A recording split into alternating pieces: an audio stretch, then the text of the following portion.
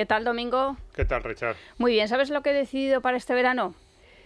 Cualquier cosa. Es que me haces esa pregunta y me vienen tantas cosas a la cabeza. Iba a decir un poco absurdas, o locas, o disparatadas, o que yo nunca haría, que no sé por cuál decidirme. Oye, a lo mejor, esto sí lo haces. Siempre que me bañe en la piscina me voy a tirar a bomba. ¿Has visto? Pero, Siempre, así de sí, inicio. porque he comprendido que lo paso muy mal metiéndome por las escaleras y entonces Poco a poco. es alargar un sufrimiento, notar Cierto. el fresquito. Entonces, como cuando era pequeña, que te tiras, la cabeza se te taladra con el frío, pero es una vez. Es que hay cosas que dejamos de hacer cuando nos vamos envejeciendo y que nos lo pasábamos mejor Claro, cuando las hacíamos como éramos niños. Así que me parece muy bien. te tiras a bomba también tú. No sé si voy a ir a la piscina, pero si voy, reflexionaré. ¿Qué tal? ¿Cómo estáis? Bienvenidos a Economía para quedarte sin amigos. La ley de amnistía, redactada por ser breve y veraz al dictado de los golpistas catalanes y ofrecida por el Tribunal Constitucional a modo de sacrificio español a los separatistas, no ha perdonado el delito de malversación de fondos. Por tanto, Puigdemont seguirá en Bélgica.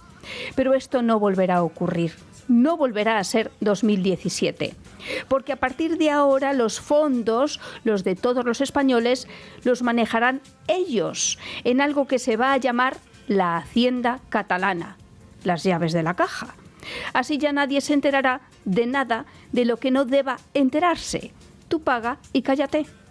Podrás saber a quién cobra más y a quién cobra todavía más. Claro. Si en vez de ser separatistas los que están al mando fueran liberales, tener una hacienda propia pues no estaría tan mal. Pero esto es soñar despierta. En fin, Pedro Sánchez, cuando se conoció la sentencia del Tribunal Constitucional, dijo que la amnistía sirve para garantizar la unidad de España. Tú paga y cállate. ¿Qué tal? ¿Cómo estáis? Bienvenidos a Economía para quedarte sin amigos. ¿Qué tal, Domingo? ¿Qué tal, Richard? Hoy nos acompaña Karmic, que no vas a adivinar de dónde es este grupo. Ni idea. De California. Ah, otra vez. Me ha dado por lo californiano. Te iba a decir que sean suecos o algo así, no sé por qué me sonaba, pero no. No, California. es un grupo de California. Un grupo se definen como aventureros, músicos que están entre California y Viena. Se han juntado, los lideran dos chavalas muy indies, pero también muy funkies. Y su disco de debut es del año 2022, o sea, hace nada. Y yo descubrí a este grupo gracias a Sorrentino. Porque esta canción estaba incluida en la banda sonora del Joven Papa, que es una gran serie que recomiendo a todo el mundo, no solamente por las interpretaciones, por supuesto por la dirección, adoro a Sorrentino, sino también por la fotografía. No la he visto. Estupendísima. Y eso sí, y me muy gustó poco mucho. obvia. Y me gustó mucho La Gran Belleza, por ejemplo, me Sí. encantó. Pero esta serie no la he visto, me la apunto. Y una visión de los papas, del Vaticano y de la religión poco obvia. Bien, Ya bien. te lo digo yo. Pues Sí. me la apunto. Y tengo que confesar que la última vez que estuvimos juntos, Domingo y yo, en una piscina, ninguno de los dos se bañó. Yo es que soy Éramos unos truños secanos. soy poco de bañarme. A la playa creo que hace como 20 años que no voy. Y eso que veraneo a kilómetros muy pocos, tanto en Asturias como en Almería. Y la piscina, pues esa sí la visito algún día más, pero es poco habitual que me meta dentro de la piscina. Tiene que hacer mucho calor para que me bañe. Bien, hoy vamos con Karmic, kármico, el karma, eso que dicen que siempre vuelve. ¿Tú te crees eso? No sé. ¿Y cuál es la relación con el tema de hoy? Bueno, a los nacionalistas, para ver si un día les vuelve. Bueno, porque todo son muy lo que pesados y están catalanes, todo el día claro, ahí eso una es. y otra y otra. Un poquito, por favor. Sí, hoy, como siempre, la pregunta, ¿por qué nos vamos a enemistar con alguien con quien nos vamos a enfadar? Pues yo creo que con mucha gente, porque vamos a echar cuentas, vamos a poner cifras, datos reales, en un tema en el que predominan la propaganda y los lemas. Entonces nosotros vamos a decir, no, frente a esa propaganda, frente a esos lemas, datos reales, cifras y argumentos, y no solo nosotros, como siempre, buscamos a los que más saben para explicarnos estos temas un poco complicados. Sí, no estamos solos. No estamos solos, porque hoy, de hecho, quien lo esté viendo, pues estará viendo un libro Sí, ahí aquí, en mono puesto. a tu lado, que es La factura del cupo catalán, privilegios territoriales frente a ciudadanía, de Jesús Fernández Villaverde, y nuestro invitado de hoy, Francisco de la Torre. Muchas gracias por venir, muy bienvenido. Publicado por la Esfera de los Libros. Eso es. ¿Qué tal, Francisco? Buenos días y bien hallados. ¿Tú crees que volverá el karma a los nacionalistas catalanes? Bueno, de los nacionalistas tiene un poco del eterno regreso y de que efectivamente sí que son bastante pelmazos, porque no cambian de ideas, pero tampoco cambian de tema. Entonces esta cuestión de que es básicamente un mito, por ejemplo, de que Cataluña está infrafinanciada, pues vuelve cada cierto tiempo. Y efectivamente, uno cuando publica este tipo de libros a veces se queda con menos amigos nacionalistas. Yo he vivido 16 años en Cataluña de los que tenía antes, pero creíamos, Jesús Fernández Villaverde, mi coautor, un profesor de la Universidad de Pensilvania y un servidor, que era necesario, y por eso lo hemos escrito. Sí, se han quedado sin algunos amigos, claro, porque dan muchos datos que desmontan el relato, claro. Frente a los relatos, lo más importante es poner datos encima de la mesa. El papel lo aguanta todo, pero los discursos normalmente no aguantan. Hay algunos discursos, la demagogia no suele aguantar los datos reales. Y ya veremos en las pensiones si España lo aguanta todo o no. Bueno, ahí hablamos también de pensiones, porque el coste de envejecimiento lo va a condicionar absolutamente todo, y también la financiación territorial. Sí, en general habría que preguntarse eso. Es una de las grandes preguntas que nos haremos hoy, si podría aguantarlo el resto de las comunidades autónomas. Pero vamos a empezar casi por el inicio. ¿Qué es lo que pactaron el PSC, IRC, el gobierno IRC, el gobierno y los nacionalistas? ¿Cuál es la esencia de ese acuerdo que en teoría es el que va a sustentar la legislatura de Sánchez? En teoría la legislatura, bueno, la de Sánchez y la de Salvadorilla, pero un poco gira esa estabilidad, tanto en España como el gobierno regional catalán, depende de que se vaya cumpliendo este acuerdo, con lo cual entendemos que debería ir desarrollándose. ¿Qué es lo que han pactado?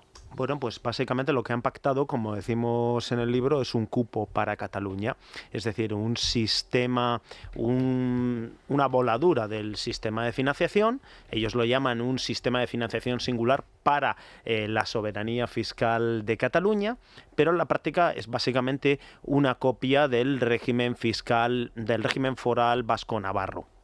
Es decir, la Generalitat cobraría todos los impuestos en Cataluña y posteriormente negociaría una aportación a los gastos generales. Bueno, esto se llama cupo en el País Vasco y aportación en Navarra, y ahí incluiría, eso sí es una diferencia con el régimen vasco y navarro, una cuota de solidaridad que no está en el régimen foral vasco-navarro. De hecho, una de las cosas que demostramos en el libro, y es otra de las cosas que hace que pierdas algún amigo por el camino, es que el País Vasco y Navarra, la segunda y tercera regiones españolas o comunidades autónomas españolas en PIB per cápita, solamente son menos ricas que Madrid, reciben financiación, reciben dinero del resto de las comunidades autónomas. Es decir, en la práctica sale un cupo o una aportación negativa. Y ellos dicen, no, nuestro concierto, es lo que dice Esquerra Republicana, va a ser solidario. Bueno, pero básicamente un régimen de consorcio en una región comparativamente de consorcio, perdón, de concierto, lo que hace es disminuir la solidaridad interterritorial. Entonces, lo que buscan, bueno, básicamente uno de los objetivos, y lo pone así de claro el acuerdo, es aumentar la financiación de la Generalitat, y esto esto obviamente supone que el dinero tiene que salir de alguna parte. Y bueno, nosotros que... De un pozo. De un manantial. Bueno, Jesús Fernández Villaverde y yo somos muy partidarios, somos parte del club de la partida doble. Es decir, que los recursos siempre salen de alguna parte. ¿Y de dónde podrían salir estos recursos? Bueno, pues básicamente de tres sitios. Por una parte, una idea posible es decir, bueno, todas las comunidades autónomas van a tener mayor financiación, no solamente Cataluña, ya, pero ¿de dónde sale el dinero? Y entonces, una posibilidad es, bueno, reventar la consolidación fiscal, y decidir tener más déficit. Y eso teniendo en cuenta que vamos a tener más gasto de envejecimiento, y de que si vamos a ver si los que nos ven y los que nos escuchan están ligeramente atentos a las noticias, nos están obligando a gastar más en defensa. Entonces, esto al final o es una subida masiva de impuestos, o ahora o en el futuro cargándote la consolidación fiscal y con un déficit brutal. La segunda posibilidad es que las demás comunidades autónomas tengan menos ingresos, menos financiación. Es lo más probable, y como el 70% del dinero que reciben las autonomías se gasta entre sanidad, educación y otros servicios sociales como dependencia, en ese caso, bueno, pues básicamente ahí vendrían los recortes para poder financiar este cupo para Cataluña. La tercera posibilidad es que la Administración General del Estado disminuyese sus gastos, pero en la práctica no tiene gastos suficientes para abordar esto y la única posibilidad sería un recorte de pensiones. O sea, esto es al final las posibilidades de dónde puede salir un aumento sustancial de la financiación de la Generalidad de Cataluña, que es uno de los puntos esenciales, un punto además transitorio y de efecto inmediato del acuerdo entre el PSC y Esquerra Republicana de Cataluña, que sustenta directamente la investidura de Salvador Illa, pero también, de alguna forma, como estamos viendo en estos últimos días, también sustenta el apoyo de Esquerra, por supuesto, y también de Junts per Catalunya al presidente del gobierno, Pedro Sánchez. Es verdad que un habitual de los nacionalistas catalanes es la victimización. España les roba algo. No, es decir, como en la presentación del libro hace unas semanas en la Fundación Rafael del Pino, mi coautor decía, es Bilbao en todo caso el que les roba, porque como decía antes, el cupo pues sale negativo. Y en realidad la cuestión aquí no es, vamos a ver, es que efectivamente Madrid o Cataluña, bueno, en primer lugar, las comunidades autónomas no pagan impuestos. Los impuestos los pagan los ciudadanos o las empresas y los servicios públicos los reciben los ciudadanos. Entonces, evidentemente, en cualquier estado federal o de corte federal, como somos nosotros, las zonas más ricas contribuyen, o los contribuyentes de media en las zonas más ricas contribuyen, son solidarios con los contribuyentes de zonas más pobres de media. Pero vamos, esto ocurre evidentemente, si uno calcula un saldo fiscal para California dentro de Estados Unidos, sale perdiendo. Es decir, el gasto federal del gobierno federal en California siempre es inferior a los impuestos federales que se cobran en California. Y lo mismo podemos decir de Baviera en Alemania. Es decir, esto es así y eso no es que te roben, es simplemente cómo uno tiene establecido un sistema.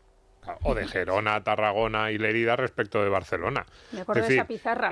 Claro, es que las tres provincias que no son Barcelona reciben muchos más servicios y pagan muchos menos impuestos si lo miramos en términos territoriales de lo que pone Barcelona. Si lo miramos en términos catalanes, Tabárnia, que es la zona menos nacionalista de Cataluña, paga mucho más que lo que recibe y al revés, si lo miramos en términos agregados. De hecho, si lo miramos en términos agregados, buena parte de esas provincias y de las comarcas más nacionalistas de Cataluña son receptoras netas de ingresos del resto del Estado, si lo quieren ver así, porque ni siquiera con solo las transferencias de Barcelona en muchos casos se podría. Bueno, entonces entraríamos en una locura de ir comarca a comarca y a ver cuál es receptora neta y cuál es aportante. Efectivamente, eso es lo que nosotros denominamos es volver hacia una concepción feudal de la política, volver al carlismo y a que los derechos corresponden a los territorios. Sino los derechos y las obligaciones corresponden a los ciudadanos. Y por tanto, evidentemente, un ciudadano de renta alta paga más impuestos de los servicios que recibe. Aunque todo esto es tremendamente variable. Es decir, puede ser que un día necesites mayores servicios o que te caigan mayores servicios porque te ingresan a un hospital y te atienden. Entonces, esto no tiene mucho sentido y este argumento de victimización haciendo de delincuentes a los demás ciudadanos pues es simplemente infamante y además no se corresponde con la realidad. Es decir, Cataluña tiene un problema, es la comunidad autónoma más endeudada y tiene efectivamente un problema de finanzas públicas, pero no porque esté infrafinanciada. Esto podría decirse, por ejemplo, de Valencia o Murcia, pero no de Cataluña. Cataluña percibe más ingresos que la media. Por supuesto, claro que está infrafinanciada frente a las comunidades forales. Y claro, esto es lo que pretenden. Oiga, yo quiero un sistema que me dé los mismos resultados que el régimen foral. Esto es lo que le pedía en su día Artur Mas a Mariano Rajoy en 2014, que dijo que no. Ahora es lo mismo que le han pedido a Pedro Sánchez en 2024 y ha dicho que sí. Aquí estamos hablando de corbatas fuera del Sí, micrófono. porque hemos coincidido. Muy bien, pero vais a la misma tienda a comprar, Canguros. cambiáis los colores, ¿no, Eso es. Francisco? Pues Bueno, muy bien. Pero la Me segunda alegro queja mucho. iba a volver al cupo catalán. La afinidad con nuestros invitados. La segunda queja ya no solo este argumento que hemos dado de, oiga, si se pone usted a mirar cuánto aporta cada territorio, pues tendríamos que mirar, pues eso, cada comarca, cada provincia, porque nos quedamos en Cataluña, no vamos a cada una de sus zonas. Pero la segunda gran queja del nacionalismo catalán es que el sistema de financiación autonómica actual está diseñado contra ellos. Es una especie de sistema anticatalán, que es una queja muy peculiar porque la hacen los mismos políticos que pactaron el sistema. O sea, este sistema lo pactaron con Zapatero ERC. Entonces, a los 6 meses de haberlo pactado, dijeron, pero nos estaban robando. Y yo decía, pues, o sois muy tontos, o sois los peores negociadores del mundo, o habéis engañado al pueblo catalán. No quedan muchas más alternativas. Entonces, es verdad que el sistema actual, que a mí no me gusta, pero no creo que sea especialmente perjudicial para Cataluña, es verdad que es malo para Cataluña. No, el sistema de financiación actual, por una parte, es opaco y no hay quien lo entienda y alcanza unos niveles de opacidad extremos ya cuando llegas al cupo vasco o a la aportación navarra. Es interesantísimo, porque además también lo reflejáis en el libro, ¿eh? Sí, bueno, a mí me comentaron en el Congreso, yo he sido diputado, que el cupo vasco era el secreto mejor guardado de la democracia. Entonces, evidentemente eso es un grado de opacidad extremo, pero vamos, en general el sistema de financiación autonómico de régimen común es complejo y es oscuro y tiene sus problemas. Y además no se ha actualizado desde 2009, donde se negoció tomando los datos de 2007, que eran el pico de la burbuja. Entonces esto ha dado lugar a que algunas comunidades como Valencia o Murcia saliesen particularmente mal paradas. No solamente por mala negociación, sino también porque en 2009-2010, bueno, cuando se nos pinchó la burbuja, el efecto no fue el mismo en toda España. Entonces, hubo quien perdió más impuesto de transmisiones patrimoniales y más IVA inmobiliario y hubo quien perdió menos. Entonces, bueno, ha dado lugar a bastantes injusticias y habrá que actualizarlo. Pero en general responde a una cierta lógica el sistema de financiación autonómico y también es una historia de éxito porque nos ha permitido abrir todos los días las escuelas, los hospitales o los centros de salud. Y dicen los catalanes que ellos están infrafinanciados. No es verdad. El problema de que sean la comunidad más endeudada es que gastan demasiado. Nosotros en el libro hacemos una comparación. Pero gastan en educación, sanidad, porque está fenomenal. No, vamos a ver, gastan demasiado en todo.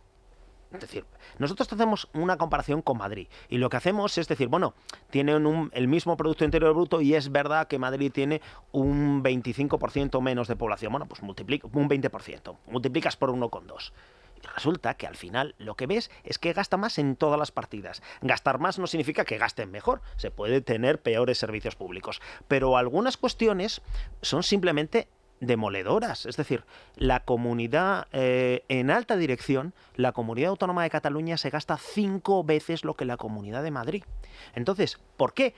O sea, parte de los problemas de Cataluña es que ha creado estructuras de Estado, estructuras de protoestado que son muy caras de sostener y de mantener. Entonces, los problemas fiscales y financieros de Cataluña se deben a un exceso de gasto y ahora pretenden que estas estructuras de Estado se las paguemos los demás. Y por supuesto que el control de las llaves de la caja, les claus de la Plaza Letamendi, las llaves de la Plaza Letamendi, donde está la central de la Delegación Especial de Cataluña de la Agencia Tributaria, se le traspasen a la Generalidad. Y esto supone 2 problemas muy graves. Uno, primero, de sentido común, es decir, la base de cualquier Estado federal, de nuestro sistema de financiación autonómico, es que los políticos respondan ante los ciudadanos y además, bueno, pues uno pueda elegir. Quiere impuestos más bajos, como por ejemplo los hay en Madrid, entonces tienes menos financiación y hay cosas que se dejan de hacer. O alternativamente yo pido, pues por ejemplo, si fuese alcalde de un pueblo, se puede construir un polideportivo, pero lo pagan los vecinos. No puedes pretender, no se debería pretender que lo pagasen los vecinos del pueblo de al lado. Y eso es algo así, eso es lo que quieren con este sistema de financiación singular, que los demás les paguemos el pato de su mala gestión. Con el agravante de que además quieren tener el control de las llaves de la caja, que fue una de las razones importantes por las cuales el golpe contra la democracia en 2017 fracasó, porque no tenían una hacienda propia y ahora quieren tenerla. Entonces, realmente nos parece un problema muy grave, y es la razón fundamental por la que hemos escrito este libro. Que, por cierto, aunque nos quite amigos catalanes, no es un libro contra los catalanes. ¿Por qué?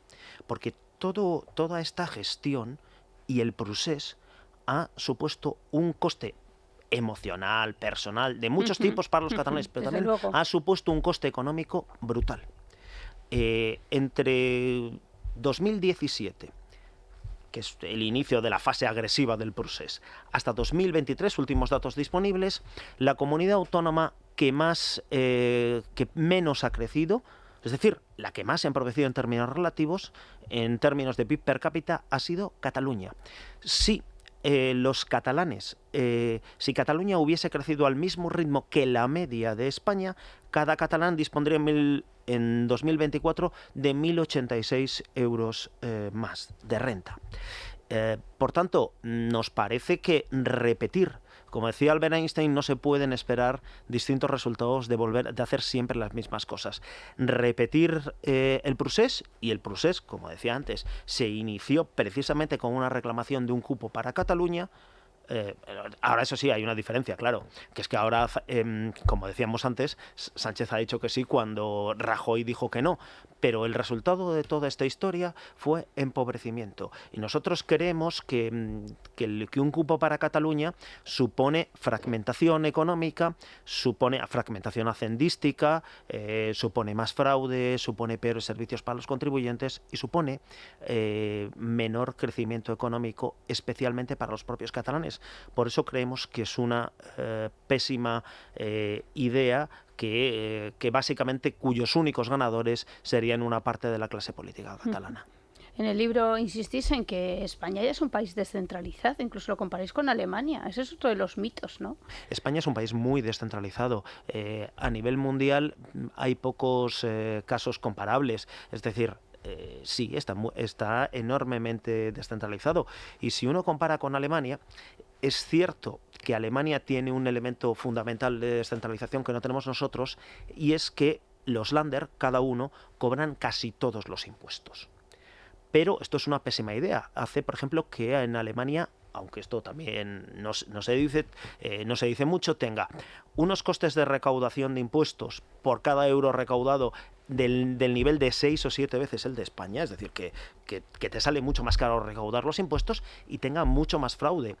Y además esto se puede cuantificar. Hay un estudio que realiza la Comisión Europea todos los años, que se denomina VAT Gap, que es la brecha del IVA, y la brecha del IVA es la diferencia entre lo que uno esperaría recaudar en el IVA, con los tipos, etcétera, y lo que efectivamente recauda. La brecha alemana, en los datos de 2022, que son los últimos disponibles cuando cerramos el libro, es muy superior a la de la agencia tributaria en España. Y, por cierto, las brechas de País Vasco y Navarra son muy superiores, especialmente la Navarra. Es decir,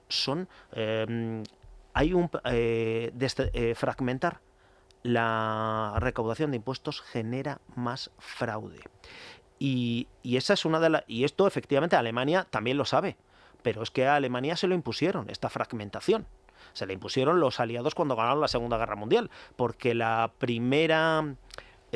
primer país el primer régimen alemán que consiguió unificar la hacienda alemana fue el de Hitler. Anteriormente nunca había tenido una hacienda unificada.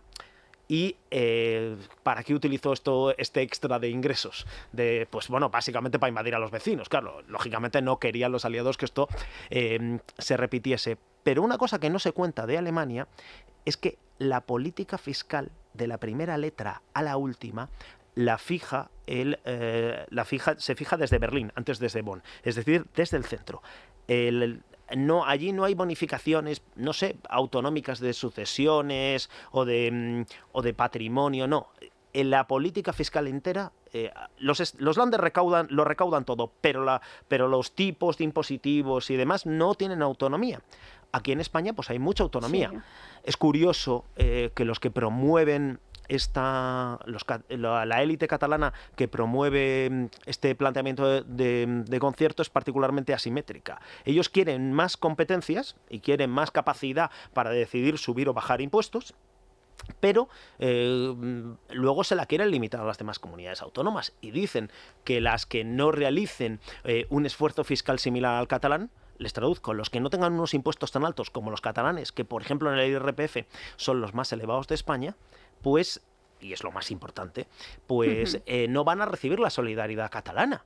Y por supuesto, el acuerdo en sí, pues hombre, no es un prodigio de técnica, porque en realidad el objetivo fundamental, como no se le oculta seguramente a nuestros oyentes, es la Comunidad de Madrid, a la que quieren obligar a subir impuestos. Entonces, ellos quieren más autonomía para ellos, pero quieren, y digo que no es un prodigio porque la comunidad que no recibiría, entre comillas, la solidaridad catalana, sería Madrid, porque Madrid sí es más rica. De hecho, Madrid tendría que cargar con eso que no cargan, que se descargaría por parte de los ricos catalanes.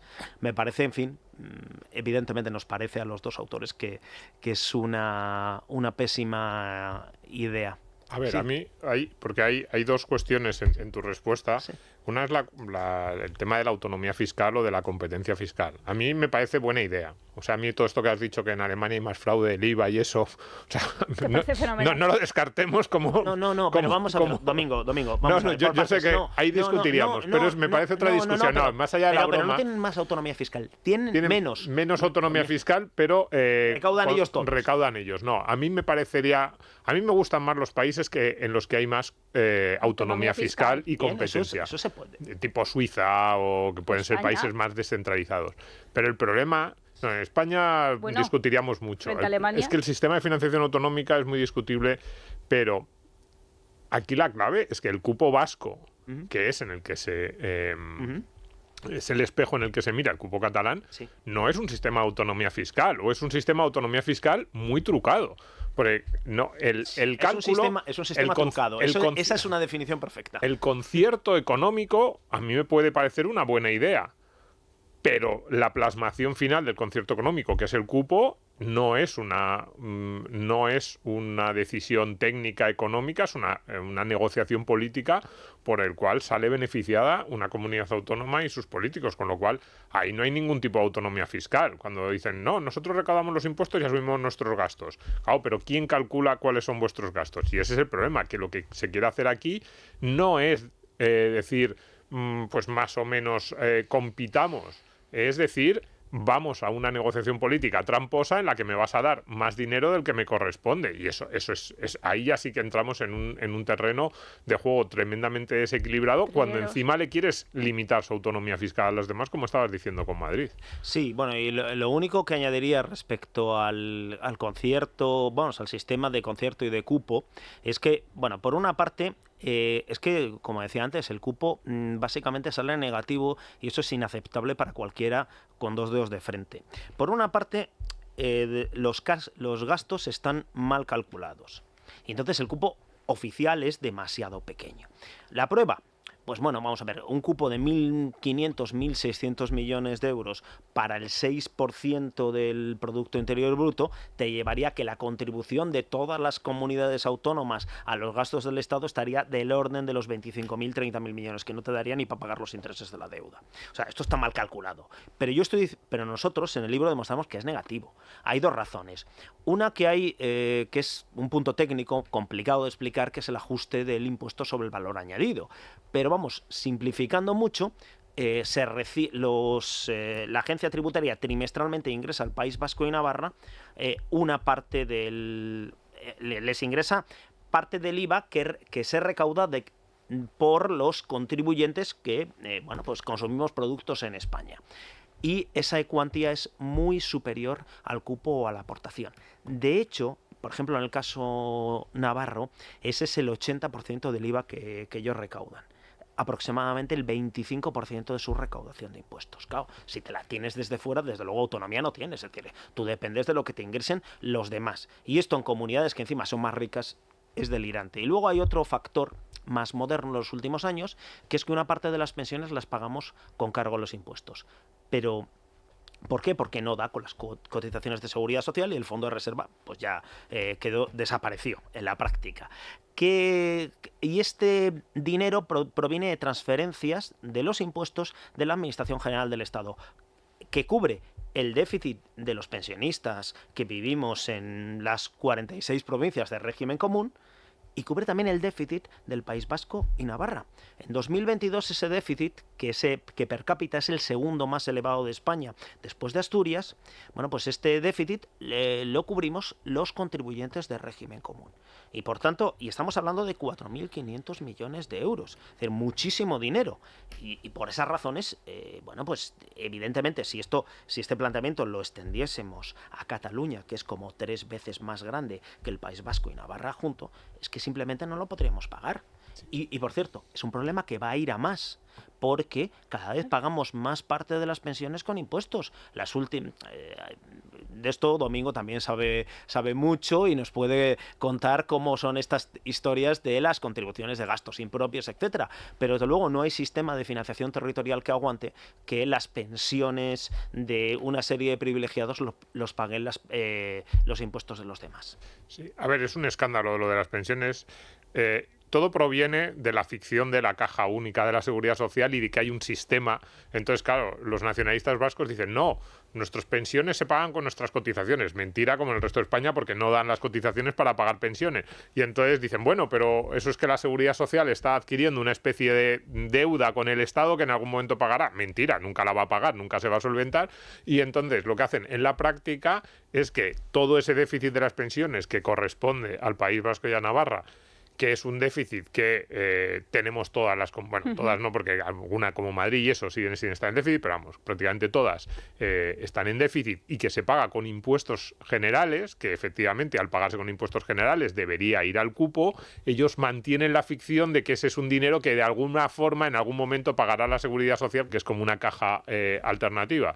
Y entonces, ¿qué pasa? Que esa caja alternativa, que es la seguridad social, en realidad no existe, como ya hemos explicado aquí cuando dijimos la seguridad social no existe. Esa es la parte de los préstamos, por donde empezó esto. Ahora ya tienes directamente subvenciones a fondo perdido, directas, transferencias por gastos impropios, complementos a mínimos. Es decir, pero es un escándalo que no se meta eso en el cálculo del cupo. O sea, es que el cálculo del cupo no existe, es una negociación política, claro. y ha devenido, y es lo que lleva a un cupo extraordinariamente negativo. Entonces, ¿qué pasa? Que si tú esto lo extiendes, simplemente no hay dinero para pagarlo. O sea, comprendo que no es un tema muy popular decirlo, pero esto es lo que hay. Es muy buena idea que los oyentes se suscriban a nuestro podcast. Por supuesto, que se suscriban, ¿verdad? Que le den al like. Que nos dediquen comentarios, eso es, pero sobre todo que se suscriban para tenerlos... Al corazoncito de Twitter, al retweet, todo. Palabras que no existían hace, no sé, pocos años. Pero ahora sí, y son muy importantes para nosotros, que comenten con amigos, que nos recomienden, todo ese tipo de cosas. Claro que sí. Pues nada. Vamos a hablar de la agencia fiscal. La agencia fiscal, que creo que es muy malo, ¿no? Sí, pero tú sabes que Francisco es inspector de Hacienda. ¿Ah, sí? Pero tiene que venir. Todo el mundo tiene sus cosas, pues la suya es que es inspector de Hacienda, que le vamos a hacer, pero una de las preocupaciones... hemos puesto finos. Sí, hombre, claro. A ver, nosotros en este programa... Que tampoco lo vamos a decir ahora, sí a la cara, no, pero vamos... Hombre. Invitamos incluso a inspectores de Hacienda a este programa, ya de perdidos al río. Pues una de las cosas que más les preocupa es esta idea de la hacienda fiscal propia catalana. ¿Por qué sería tan peligrosa una hacienda fiscal propia catalana y cómo la podrían utilizar los nacionalistas? Pues hay otro referéndum. Pues sí, también. Bueno, una hacienda propia, vamos a ver, para poder recaudar los impuestos uno necesita una administración tributaria y gente tan popular como los inspectores de Hacienda. Eso es así. Es decir, y un sistema fiscal vale en la medida en que vale la administración tributaria que lo tiene que gestionar. Entonces, Cataluña no tiene una hacienda capaz de cobrar los principales impuestos. ¿Y cuál es la única forma de poner en marcha, que quieren ponerlo en marcha ya el próximo 1 de enero empezando por el IRPF. El IRPF no parece tanto, pero es la mitad de la recaudación, es el 46% según los últimos datos de la recaudación de la agencia tributaria. Y no tienes una hacienda para hacerlo. Entonces, lo que van a hacer lo que quieren hacer es una OPA hostil sobre la Delegación Especial de Cataluña. Mis compañeros, yo he estado allí destinado durante 8 años a la Delegación Especial de Cataluña, luego me vine para Madrid, y mis compañeros no quieren pasar a depender de la Generalitat. Bueno, básicamente porque opositaron al Estado y porque muchos son de fuera y no quieren depender de la Generalitat, y porque además probablemente sería una administración tributaria mucho más politizada. ¿Hablan catalán? Porque lo mismo, tienen que salir. Puede ser que luego exija requisitos lingüísticos, que es la típica historia que fragmenta y que hace que los mejores profesionales salgan huyendo. Sí, porque la clave no es solo hablar. Quiero decir, claro, que se entiendan en catalán. Estoy convencido que los que lleven unos años allí sin ningún problema, la clave es pasar el examen, tener el requisito técnico al que te obligan. Sí, jo parlo català també com l'Aznar, que es un altre inspector d'Hisenda, que es otro inspector de Hacienda, ya dejando... Qué bien suena catalán, me encanta. Bueno, pues... A mí también me ha gustado siempre. Sí. Lo han hecho antipático ellos, a base de la politización, es verdad. Sí, es que cuando tú, en lugar de utilizar un idioma para comunicarte, lo utilizas para proteger a tu mercado de trabajo, para discriminar, etcétera, generas manía hacia esa lengua. Yo incluso antes decía que hablaba catalán, pero es que a estas alturas de mi vida, después de haber vivido 16 años en Cataluña, 8 como profesional, y de haber pasado allí mi enseñanza primaria, tengo que decir que hablo mejor inglés que catalán. Cosas de la vida. Pero en parte por esa barrera artificial que se ha construido y la politización de la lengua. Esta es una de las razones por las que muchos compañeros no quieren pasar a una agencia tributaria catalana. Pero el problema ya no es que ellos no quieran o sus intereses profesionales. El problema realmente importante es que evidentemente se quiere ese traslado por algo. Es un instrumento de poder, no vamos a negarlo, el poder fiscal, el poder cobrar los impuestos. ¿Eso qué supone? Supone, por una parte, que ellos tienen las llaves de la caja, que eso fue un elemento que intentaron utilizar y que, como no lo tenían, fracasó en el golpe contra la democracia en 2017. Y también supone, para determinada élite, que deciden ellos a quién se le inspecciona y a quién no se le inspecciona. Qué mafia, ¿eh? A ver, esto es un problema importante por el cual el traspasar la agencia tributaria es un problema importante. Luego hay otro factor, y es que para cobrar impuestos el elemento más importante es la información. Y si tú fragmentas las bases de datos, si no tienes la información disponible, van a pasar varias cosas. Uno, vas a tener más fraude, que es lo que hablábamos antes.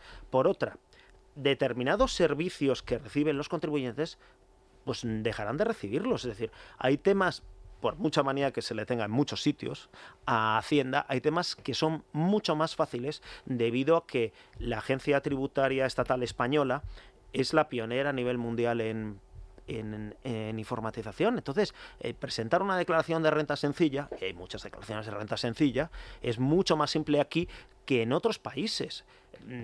En el libro, por ejemplo... Nos lo ponéis fácil. Sí. Sí, bueno, oye, que hay sitios donde no se pone tan fácil. Te voy a poner un ejemplo.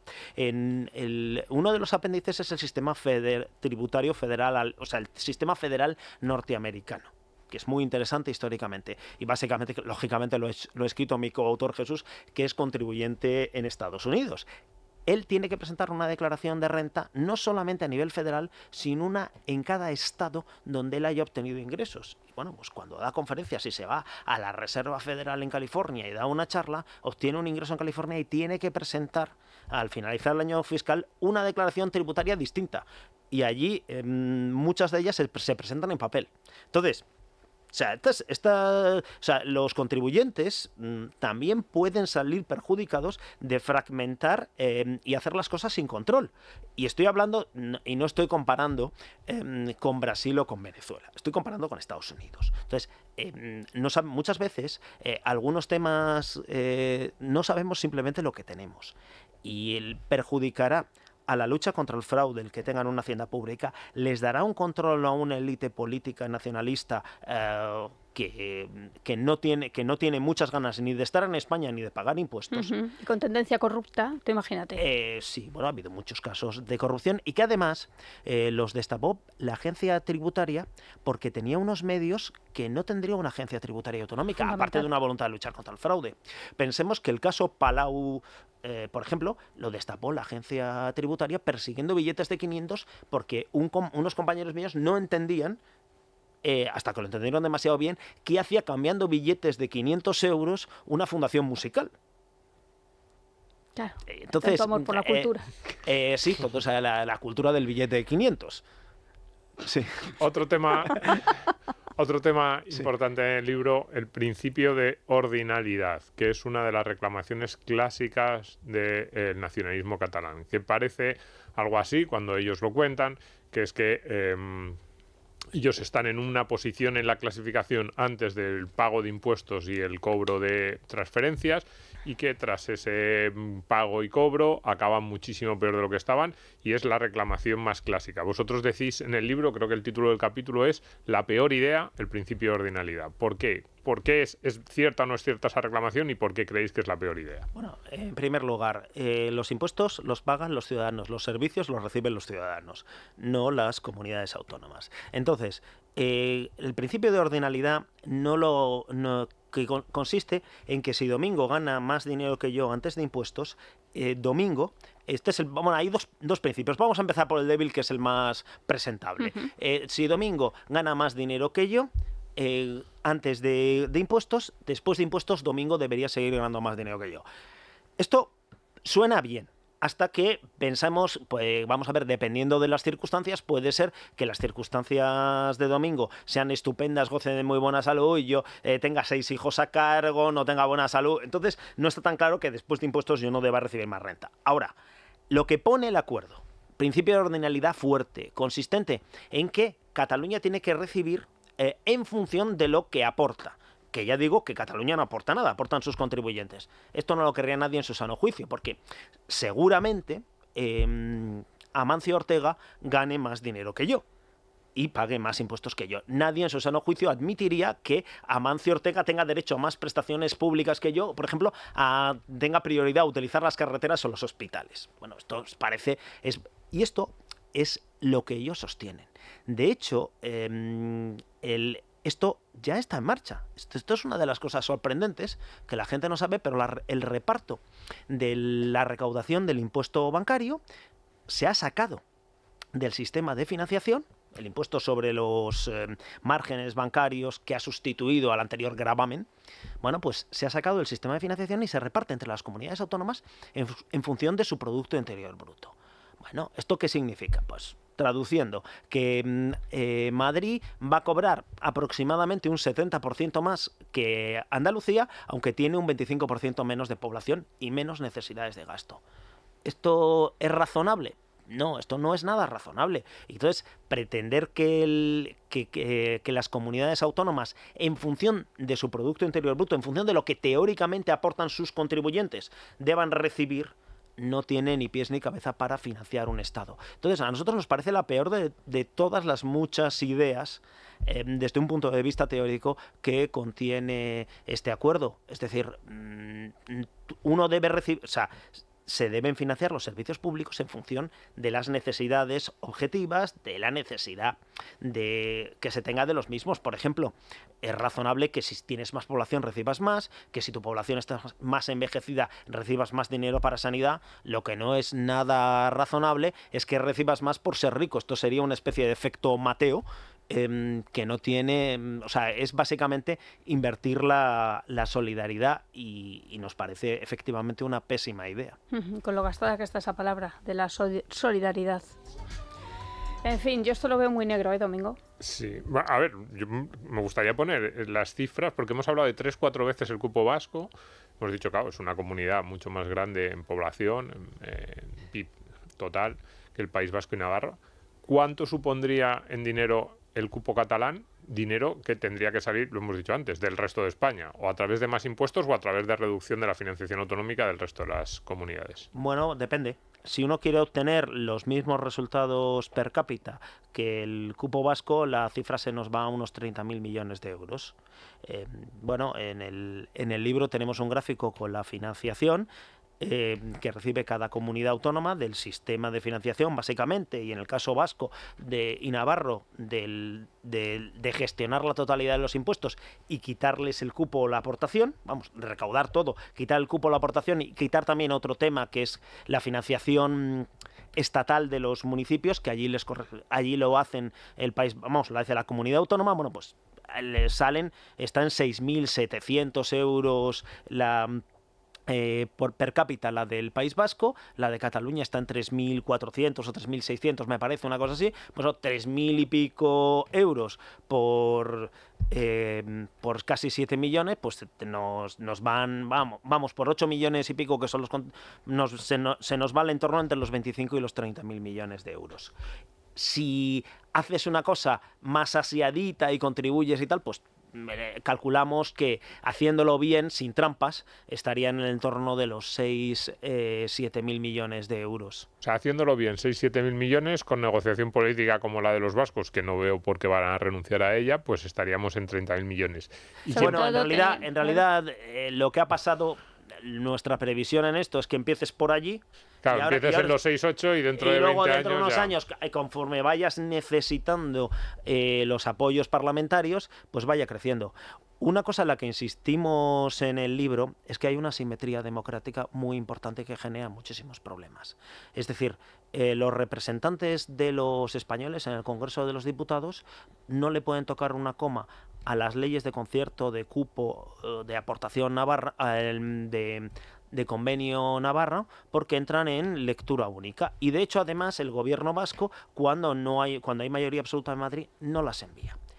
Y sin embargo, los representantes vascos y navarros sí pueden decidir su régimen fiscal aparte, sin que los demás podamos tocarles tampoco una coma. Y ellos, sin embargo, sí nos deciden las leyes fiscales que se aprueban por el conjunto de los diputados que se nos aplican a nosotros. Entonces, ¿por qué nos dejamos? Bueno, a ver, yo debo ser casi el único que ha protestado eso en el Congreso de los Diputados y que intentamos que se tramitase, por ejemplo, en el 17, la ley del concierto de una forma normal y democrática y transparente, y no hubo forma, en lectura única. Si no te gusta, presenta una enmienda a la totalidad, que sí la presentamos y no salió. En el 17, ¿eh? Que no estaba Pedro. Cuidado. Sí, bueno, cuidado, a ver, esto no es solo del gobierno actual. No, eso ha venido, eso viene de toda la democracia. Sí. Entonces, creo que eso es interesante que se sepa. Y este déficit democrático acaba teniendo consecuencias prácticas. Y esa consecuencia práctica es lo que comentaba antes Domingo, que vas forzando las trampas diciendo, bueno, si quieres que me apoye, me tienes que reducir mi cuota de solidaridad con el resto. Y claro, y según está la democracia, que es necesario para gobernar, en este caso Pedro Sánchez, tanto a catalanes como a vascos, sí, pues en eso estamos. 30.000 millones que, bueno, venga, empezamos con 6-8 y luego ya nos iríamos ampliando, que hemos dicho de dónde saldrían, y viendo un poco las cuentas del régimen común, saldrían de Madrid. Quiero decir, ahora mismo en las comunidades de régimen común, en esta idea, en este saldo, suma, restas que hacemos, qué regiones pagan más impuestos, en esa trampa, yo estoy muy de acuerdo contigo en esa trampa retórica de las regiones no pagan impuestos, son los ciudadanos. Si no nos gusta el sistema fiscal actual, que a mí no me gusta nada, no me gusta por cómo afecta a cada uno de los ciudadanos, no a las regiones, que las regiones son simplemente la suma de los que viven allí. Pero si vemos la suma, sí, básicamente los ciudadanos que están contribuyendo más al régimen común son los de Madrid, con una diferencia enorme. Luego, la segunda es Cataluña, y normalmente también Baleares suele estar por ahí como aportante neta. El resto son receptores netas, todas las demás comunidades de régimen común, con lo cual, si la segunda aportante neta de régimen común se te marcha, tiene un sistema privilegiado como el vasco o el navarro, pues dices, hombre, sí, todas disminuirán lo que reciben, pero básicamente quedará Madrid como sostenedora de régimen común. Es insostenible esto para una única región. Bueno, en realidad es que el principal problema que lleva todo este esquema es que vas a un Estado confederado, un Estado confederal asimétrico, con unos privilegiados que serían vascos, navarros y catalanes, y el resto percibiendo peores servicios públicos. Y bueno, parte de la élite política y económica catalana dice que la culpa, que lo que tiene que hacer Madrid es que, como tiene unas rentas de capitalidad, tema realmente curioso, tendría que aportar más y ser más solidaria, y bueno, pues es uno de los objetivos que tienen.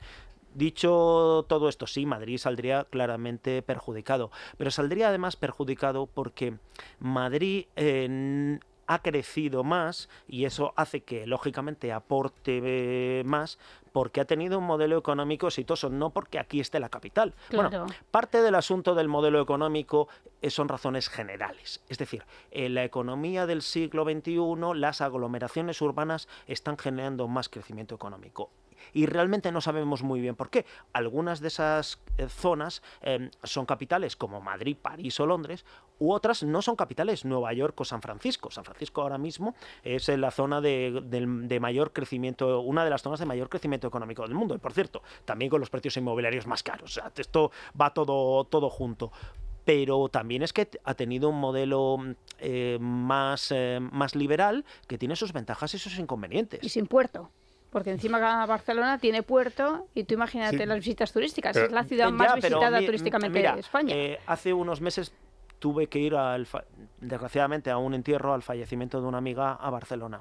Y uno se encuentra dándose una vuelta por allí. Yo he vivido muchos años que ese domingo estaba plagado de turistas de los cruceros. De los barcos. Ese domingo no había como todos los demás, no había ni una sola tienda abierta. Eso me llamó mucho la atención. No, claro, a ver, eso es una pérdida neta de riqueza. Es decir, que uno, entre comillas, se paga un alquiler en el Paseo de Gracia para vender, y con un montón de gente de alto poder adquisitivo que llega allí para comprar, resulta que... Sí, sí. Y sin embargo, te das una vuelta por la calle Serrano y casi todas las tiendas están abiertas. Entonces, claro que ese tipo de cosas suponen diferencias de crecimiento económico, y eso es mucho más relevante que la capital esté en un sitio o en otro. Que, por cierto, la capital lleva estando en Madrid desde el siglo XVI, y hay veces en que a Madrid económicamente le ha ido mal y otras veces le ha ido mejor. Y entonces de eso también hablamos en el libro, y es importante. Y una de las razones, quizás no es la más importante, pero también es verdad, que ha tenido una administración en general, como comunidad autónoma, bastante más austera. No realmente todo lo austera que debería ser, eso también hay que decirlo, porque ha gastado más de lo que ingresaba, pero vamos, el caso catalán es paradigmático de mala gestión, y eso también repercute. Lo que no puedes pretender es que lo paguen los demás. Y empezando, como muy bien dice Domingo, por Madrid, por el que lo puede pagar. Pues a la calle, manifestaciones. Es que eso es muy importante, esto hay que recalcarlo. Madrid era la capital de España, lleva siéndolo varios siglos. En los años en los que era más capital, con un modelo más centralista, era precisamente cuando más probablemente se despegó Cataluña y más creció. Y los 40 últimos años, que son los años de control nacionalista de la región, son los años en los que peor le ha ido comparativamente a Cataluña respecto al resto de España, y en concreto a Madrid. Entonces, yo creo que eso les molesta mucho a los políticos nacionalistas, que cuanto más control, más poder y más competencias han tenido ellos, peor les ha ido desde el punto de vista económico a su región, y también en los servicios públicos, porque esa es otra cuestión que les hace mucho daño. Dicen, no, es que Madrid hace dumping fiscal, con lo cual recauda menos fiscalmente, porque lo que estás viviendo es que, vamos a ver, luego al final no recauda menos porque tiene aquí más actividad económica y porque atrae... pero vamos a ver, este es un punto... mentira. Es un punto importante, es decir, en el sistema común, el País Vasco y Navarra ya es otra película, pero en el sistema común, si bajas los impuestos, recibes menos financiación. De hecho, esa es una de las razones por las que Madrid recibe menos financiación, porque si usted baja el IRPF, te cobras la tarifa autonómica. Si lo bajas, eso va a cargo de Madrid. Mientras que lo que han hecho en Cataluña es coger y subirlo, y reciben efectivamente más dinero. Ahí no hay dumping fiscal. Ahí lo que hay es federalismo fiscal. Yo quiero prestar más servicios y, por tanto, pido más impuestos, exijo más impuestos. Otra cuestión es que el servicio no te guste nada. Es decir, un servicio de inmersión lingüística en catalán a lo mejor te parece un servicio odioso, y a mí no me gustaba. Vamos, de hecho, es una de las razones por las que me fui de allí. Pero pero efectivamente desde un punto de vista de federalismo fiscal eso es lo correcto. No es dumping fiscal, no. Pero es que luego, después de ese argumento de si Madrid hace dumping fiscal o no, está la segunda clave, y es los servicios esenciales, sanidad y educación, que son los dos grandes de las comunidades autónomas, son peores en Madrid que en Cataluña. Y de nuevo, la sensación es que no. Entonces, claro, al nacionalismo catalán eso le pone frente a un espejo muy doloroso. Cuanto más poder tengo y más competencias gestiono, a mi región le va peor económicamente. Y además, en esa comparativa Madrid-Barcelona, cada vez estamos peor, y los servicios que yo gestiono también son cada vez peores en comparación con los de Madrid. Salimos, como dices, en PISA, en los indicadores relacionados con la sanidad. Entonces, claro, yo creo que es muy doloroso, y yo creo que está detrás de la gran queja y detrás del proceso lo que está es un salto una huida hacia adelante el nacionalismo catalán para no asumir sus responsabilidades. Totalmente. Sí, bueno, precisamente siempre es muy cómodo echarle la culpa a otro de lo que te pasa a ti. Y para evitarlo deberíamos tener un sistema de financiación autonómico más claro y que el ciudadano entendiese dónde van sus impuestos.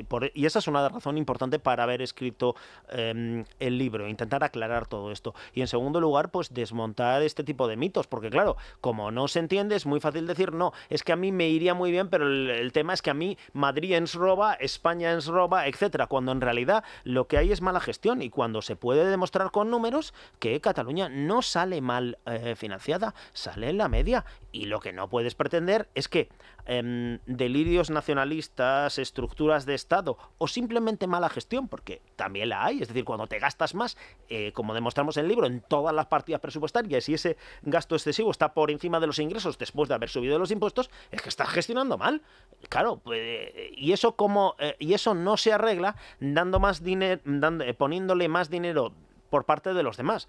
Aparte de que los demás no estamos muy de acuerdo, lógicamente, eso tampoco se arregla porque igual acabas malgastando el dinero en otras cosas que no benefician a los ciudadanos. Es decir, la solución al problema de hacer mala gestión es hacer buena gestión, no pedir a los demás que te paguen la factura.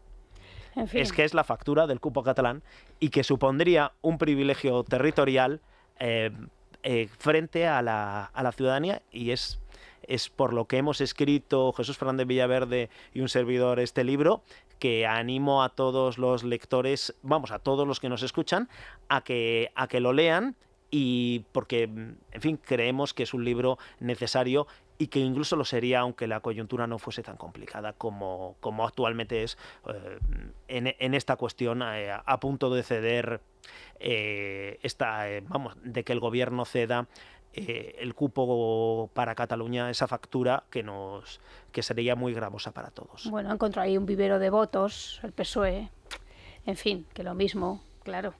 Bueno, sabe, un vivero de poder, ¿no? Un vivero de poder, más que de votos, que también, pero efectivamente es el núcleo desde el que se sostiene ahora mismo el gobierno de Sánchez, es este.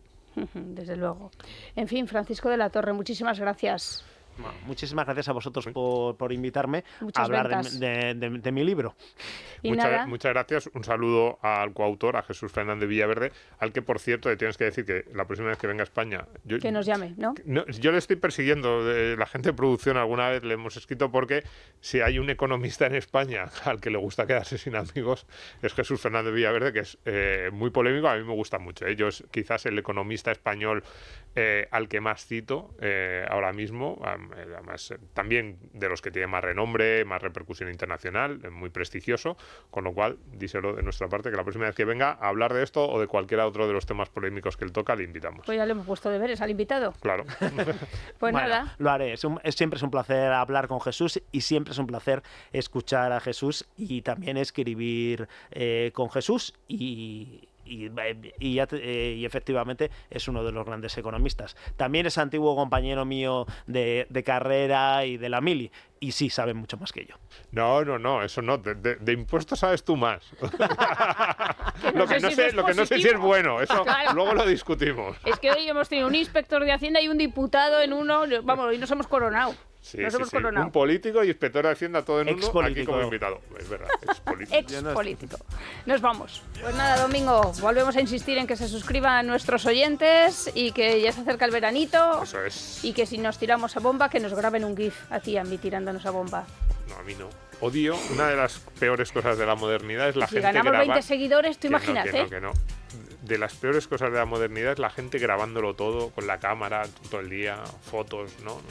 Esto tenemos que volver al siglo XIX, que te hacías un retrato ahí con así sentados, así todos serios, como esos daguerrotipos de la familia y ya está, y no había más. Pues nada, que muchas gracias a todos por estar ahí, que un abrazo enorme a repartir.